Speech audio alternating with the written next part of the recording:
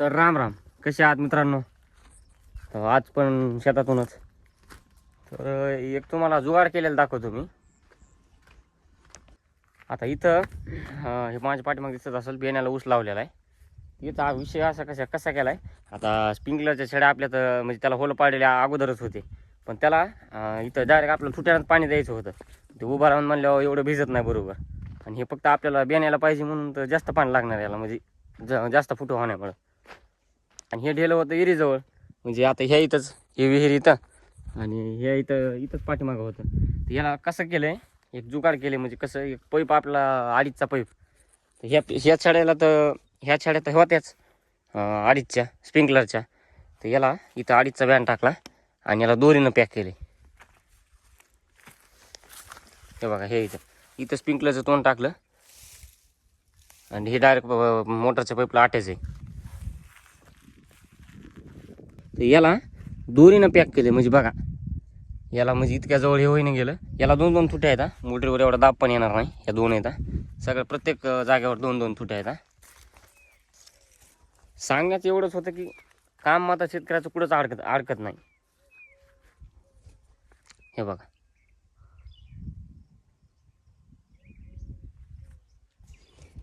आता ही एक सरीमध्ये एक काढायची म्हणून आता उरी डबल त्या बारकाल्या छड्याच्या घरी पाईपलाईन असते ना, त्या छड्याच्या नळ्या कापलेल्या आहेत.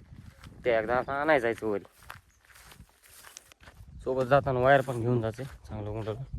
कॅनलवर मोटर टाकलेली होती इथंच मोटर टाकलेली असती, तीच घेऊन जाते. आता वायर सगळं इथंच आहे.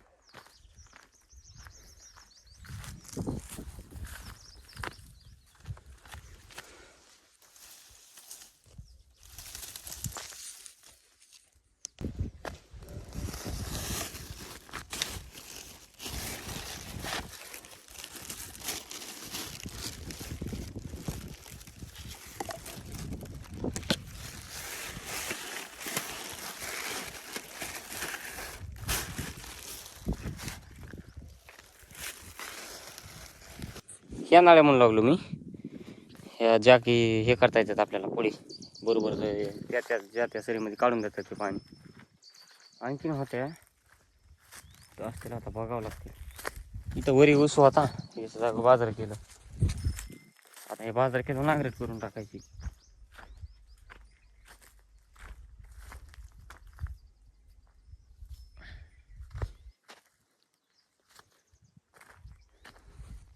बाकीच्या सापड्यान गाड्या कुठं गेल्या की का नेल्या कोणी काय माहिती.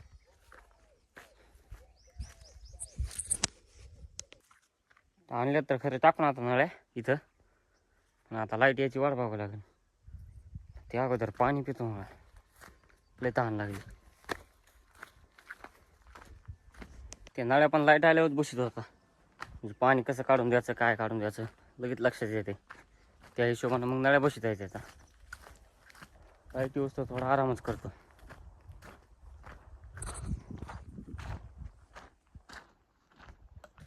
लाईटचा टाईम 12:30 आणि 1 वाजता आली लाईट, अर्धा घंटा लेटच.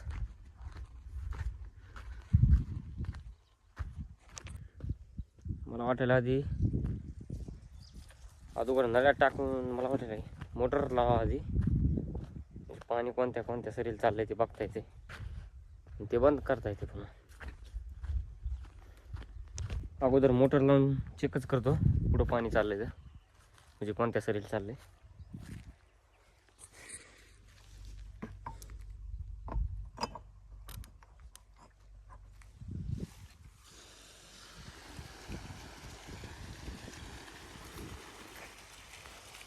नक्कीच तो हात लय पाहायचं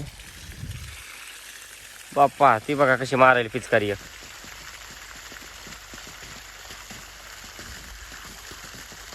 पुढचं लॉकट टाकलेलं नव्हतं, पुढचं लॉकट निघालं.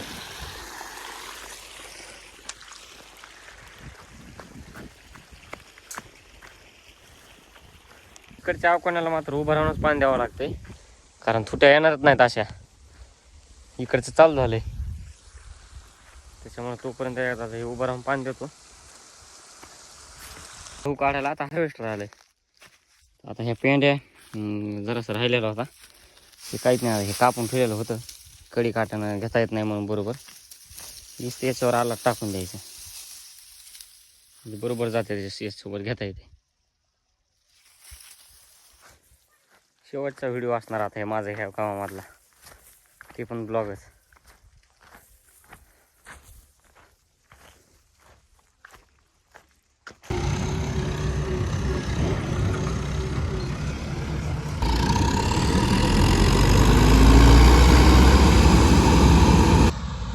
पण काही म्हणा, जेव्हापासून यंत्रणा चांगल्या निघाल्यात ना, म्हणजे ह्याला त्याला गहू काढायला पेरायला यायला त्याला, तेव्हापासून लय काम फास्ट झाले.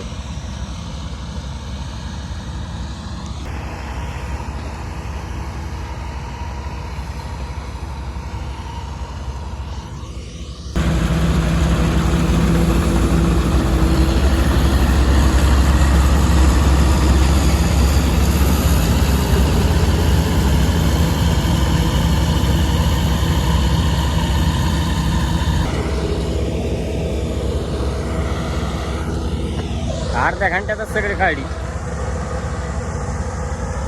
अर्ध्या घंट्यातच सगळं काढलं.